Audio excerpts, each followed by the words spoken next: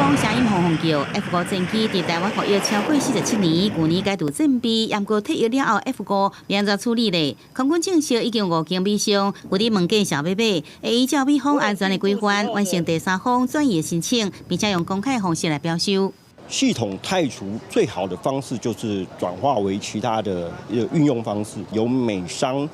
采购回去，让我们能够有更多的国防预算能够回来。专家认为，咱通的 F5状态维持良好，厂商买走除了会使继续做训练机，完好的零部件也能再利用，甚至在当做射击训练。咱通会使免除消费的成本，肯定国防部观念进步，好多一军品避免军费流出去，让彻底来消费失去价值。李伟也认为符合台美的利益。过去我们对一些退役的战机都有一些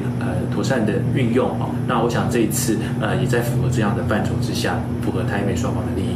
台美军事合作部分，川普头一个任期批准11摆对台军售，总计大约6770亿，其中包含 F-16架 M1 埃布兰主力战车。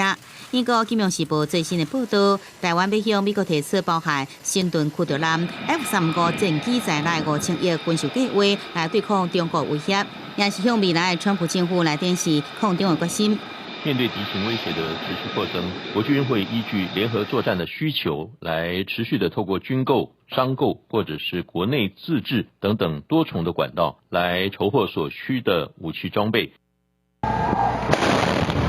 专家建议，未来国军会使考虑采用陆海空联合军事购买模式，让单笔军事金额扩大，让美方较想要买新盾级驱逐舰 F-35，尤其新盾级驱逐舰会使配合这个标三飞弹，加爱国者飞弹的部署，应建立海陆联合乱炸战斗飞弹的防护网，强化国军防空的战力。记者综合报道。